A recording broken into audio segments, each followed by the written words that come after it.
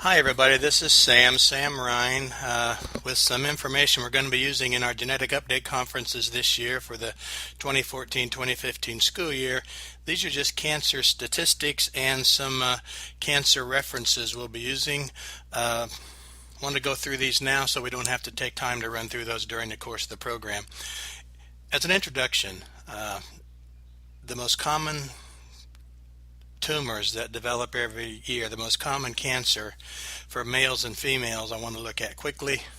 The most common new cases of cancer that will be diagnosed in women this year will be breast cancer, and that will be about one woman in 8 in terms of during their lifetime will develop breast cancer.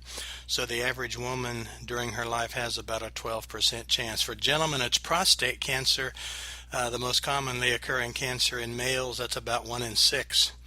So for females during their lifetime, about a 12% chance of developing breast cancer. Gentlemen, for prostate cancer during your lifetime, about a 17% chance. Overall risk for all cancers during your lifetime, women about 37%, gentlemen were about a 40. Now a quick look at some details. Cancer statistics in the United States every year look at cancer in 2 ways. Here's the first one, the estimated new cases of cancer that will be diagnosed in 2014. For females, as we just said, the most common cancer that will be diagnosed will be breast cancer. That 29% means of all the cancer diagnosed in females this year, 29% will be breast cancer. For the males, the most common cancer that will be diagnosed in males this year, 27% of all cancer cases will be prostate cancer. Number 2 is lung cancer, 13% of cancer cases for females, 14 for males. Number 3 is the same, colon cancer, and the numbers are the same, 8% for both males and females.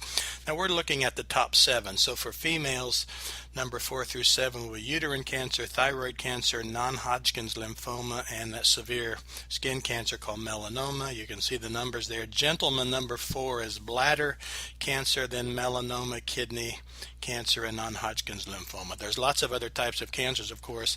These are just the top 7. Now, this is looking at cancer statistics as the estimated new cases that will be diagnosed this year. The second way we look at cancer statistics is not the estimated new cases for 2014, but the estimated deaths that will occur from cancer in 2014. And you see what moves to the top in both categories. Number 1 cause of cancer death in the country, lung cancer. 26% of all cancer deaths in women, 28% of all cancer deaths in men will be lung cancer. 15% of cancer deaths for women will be breast cancer, and number 2 for males will be 10% of all cancer deaths. Colon cancer, 9% in females, 8% in males, and then the others are pancreatic for the females, followed by ovarian cancer, leukemia, and non-Hodgkin's lymphoma. In males, number 4 is also pancreatic, 7%, then liver, leukemia, and esophageal cancer. When you get to the conference, you'll get all the details of this in your notes. They'll be in front of you. But if we can go over it here, we won't need to spend time going through that in the program. That will, of course, give us more time. Now, quickly want to give you 2 or 3 really neat references that have cropped up in the last year or so that I think would be good for you to know about. This is a reference called Nature Outlook, a special series of articles on cancer. It first appeared in the scientific journal Nature, volume 509, on May 29th of 2014. But here's what I want you people, you students in particular, and your teachers to know. Nature published this same supplement in the Scientific American magazine in July of 2014, and almost every school and all your public libraries have Scientific American.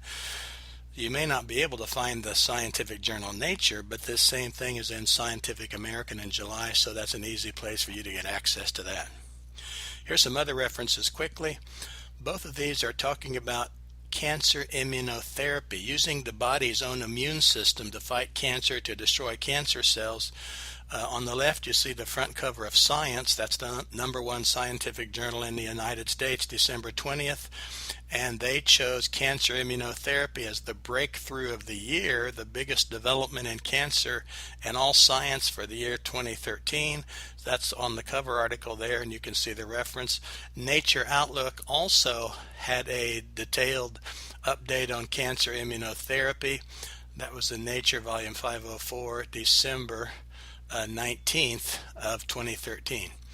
So if you get a chance to look at those, Science and Nature may be in your local library, certainly a university library. This is a scientific journal, Cell Stem Cell, Volume 14, Number 3, March 6 of 2014. It has a special section on cancer stem cells. We'll spend a lot of time at our conference this year on cancer stem cells and what they're all about. So there's a great reference on cancer stem cells right there. And lastly, the front cover of the scientific journal Science. This was March 28th of 2014. The article's inside on page 1451. A special update summary just on breast cancer. And again, Science is a journal you can probably find in your local public library. So that's a little look at some of our nationwide cancer statistics, some great references that might be available. Hope you get a chance to look at those before we get to our Genetic Update Conference. Please keep in mind any details about our conferences you can find at my website, samrine.com. You can also follow me weekly on Twitter. We'll be doing updates on things in genetics and cancer and stem cells during the year. And you want to sign up for any of our programs, just go to the website. Have any detailed questions, you want to call me, you want to text me, it's area code 317-439-7493. Hope to see you at one of our conferences this year. Hope to keep in touch. Any questions, let us know. Thank you very much.